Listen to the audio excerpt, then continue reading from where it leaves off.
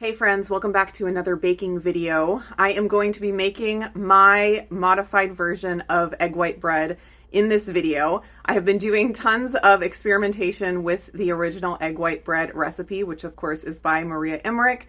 And because of all of that experimentation, there's been a little bit of confusion about what my final perfected recipe is. So I want this video to serve as my base recipe video, sharing my go-to perfected egg white bread. I have gotten an overwhelmingly positive response from sharing this recipe and this technique. Tons of you guys are absolutely loving it and finding that it's giving your bread better texture. I'm so thrilled about that. But I have gotten some comments from a few people that say they're still getting like a styrofoam texture and that they're struggling to get it absolutely perfected. And there's a few different tips I can give you with this recipe just to make sure you're doing everything you can to not get a memory foam texture or a styrofoam texture.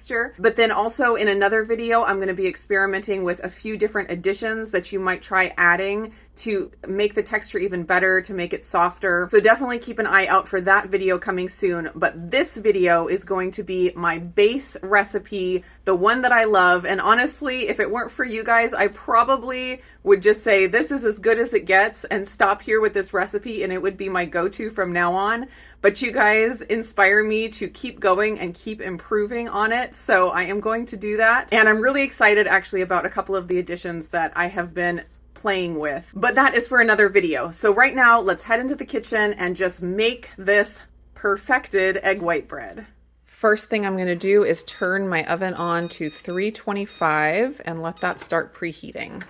One thing that I've started doing recently is adding in the water to the bowl first. And I find when I do this, I don't have to worry about the powder getting stuck to the bottom of the bowl and having to mix that in really carefully.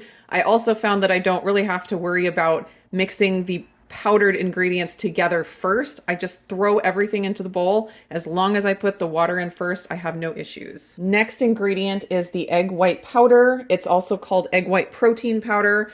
So either one on your package is just fine as long as the ingredients are only dried egg whites and possibly sunflower lecithin. There are some brands that have some sunflower lecithin, and I've used those and they still work just fine.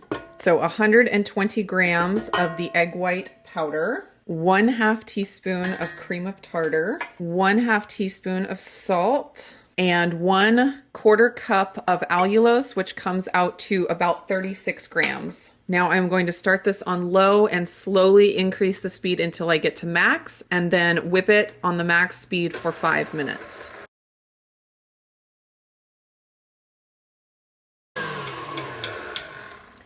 All right, now time to add in either the whole egg powder or the yolk powder, depending on what you have or what's available in your area. I find that for me, the yolk powder is less expensive because you use less of it in the recipe. And of course, you already have tons of egg white powder in here already, so the whole eggs add some additional egg white powder, which definitely doesn't hurt the recipe, but I don't know that it adds a lot either. So if you're looking for the most inexpensive option, I recommend the yolk powder if you can find it. So if you are gonna go with the whole egg powder, I recommend doing 3 tablespoons or 20 grams. If you're going to do the yolk powder, I recommend 1 tablespoon or 6 grams. But I did want to mention that the more of either of these powders that you add, the bigger the bubbles you will get in the bread, but also the more you add, the eggier of a texture you will get.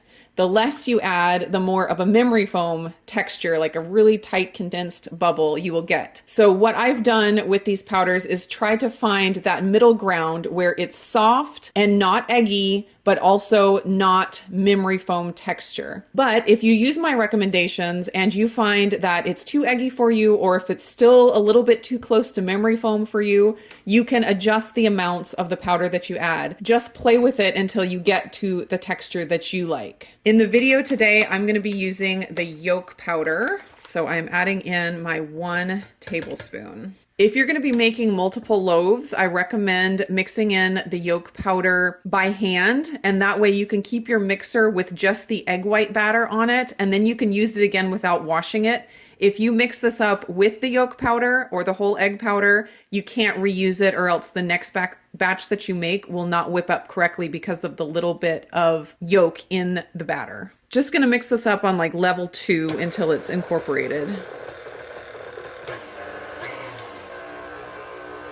Try to get off the sides here as much as possible.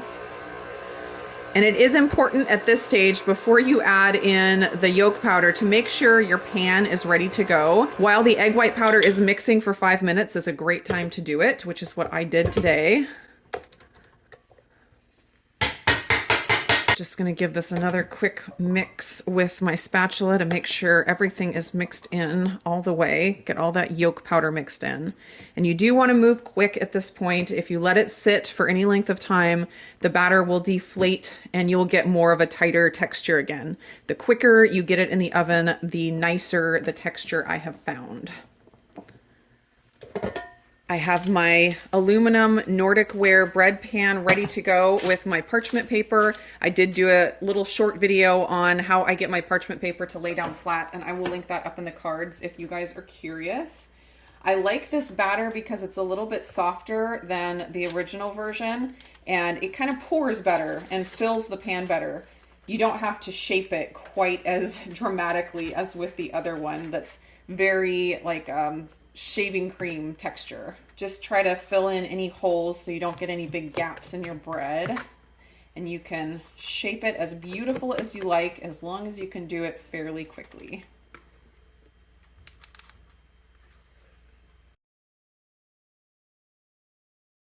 This batter does deflate a little bit faster than the original recipe, but what I think is happening is that deflation is what's making those bigger bubbles in the bread and actually what gives the bread the better texture. So don't think it's bad that your loaf isn't quite as high as the original version. That's actually working for you to get a really nice texture of bread.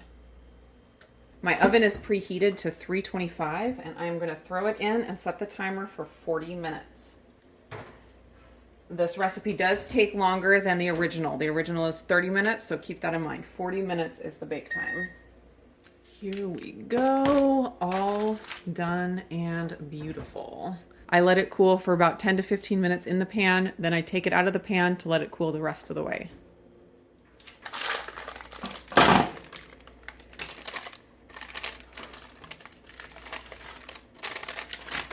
I love how the bottom and sides of this bread don't sink in, and it's just shaped perfectly like a rectangle. Looks just like any loaf of bread you would find in the grocery store. Beautiful.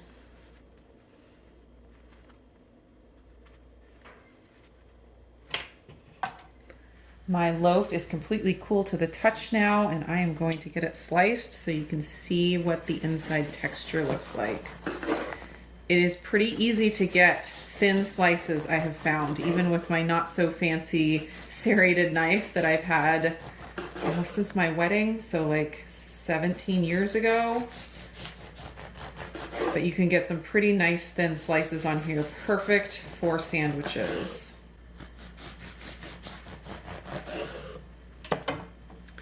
All right, check out what the inside looks like. Look at that. You can see all those nice big bubbles. It's super, super soft. Does not feel like memory foam at all. I don't know what scientifically the egg powders do, the whole egg or the egg yolk powders do at the end there, but whatever it is, it makes these bubbles bigger and it stabilizes the batter in such a way that you get this nice rectangle, regular loaf shape, and I just absolutely love the result. Let me do a little rip here for you so you can see. When it first comes out of the oven, I don't know if you can hear that, it sounds a little bit wet, but after a night in the fridge that goes away, and it doesn't make it taste bad. It's just, I think it's the extra moisture from the fat in the yolks. That's all I think it is, but don't be concerned if you can hear that little bit of a squish sound. Give it a little rip here for you.